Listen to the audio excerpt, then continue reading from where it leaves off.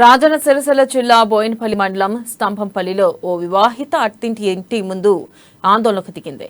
అత్తింటి వారు ఇంట్లోకి రానివ్వడం లేదని కోడలు నిరసన చేపట్టింది. 5 నెలల క్రితం ప్రేమించి పెళ్లి చేసుకున్నామని, అప్పటి నుండి అత్తింటి వారు ఇబ్బందులకు గురి చేస్తున్నారని బాధితురాలు వాపోయింది.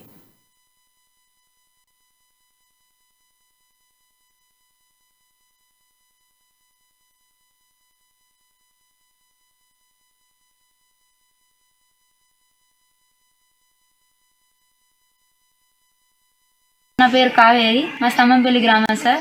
నా భర్త పేరు ప్రదీప్. మేమిద్దరం 5 సంవత్సరాలుగా లవ్ చేసుకున్నాం సార్. నేను ఎక్కడ ఉంటే అక్కడికి వచ్చిండు. నేను ఏ కాలేజ్కి పోతే ఆ కాలేజీలోకి వచ్చి కూడా డిస్టర్బెన్స్ చేసిండు. నేను ఎక్కడ మా పెద్దమ్మ ఇళ్ళకి అయినా కూడా అక్కడ వచ్చి కూడా చేసిండు సార్. నన్ను అంతకు ముందే పెళ్లికి ముందే నన్ను హెరాస్ చేసి నన్ను బ్లాక్ మెయిల్ చేసి నా ఫోటో తీసుకొని బ్లాక్ మెయిల్ చేసిండు సార్. చేరిన ఫోటో తీసుకొని. అది కాక ఇప్పుడు చేసుకున్న తర్వాత నెల రోజులు మంచిగా ఉండి తర్వాత నుంచి వాళ్ళ బాబాయిలు, వాళ్ళ పిన్నిలు, వాళ్ళ అమ్మలు చెప్పిన మాటలు బట్టి నన్ను కొట్టి తిట్టి వచ్చేసిండు సార్.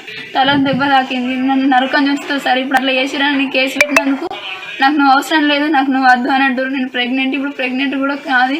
ఆ బిడ్డ కూడా ఆయన కారణంగా పుట్టలేదని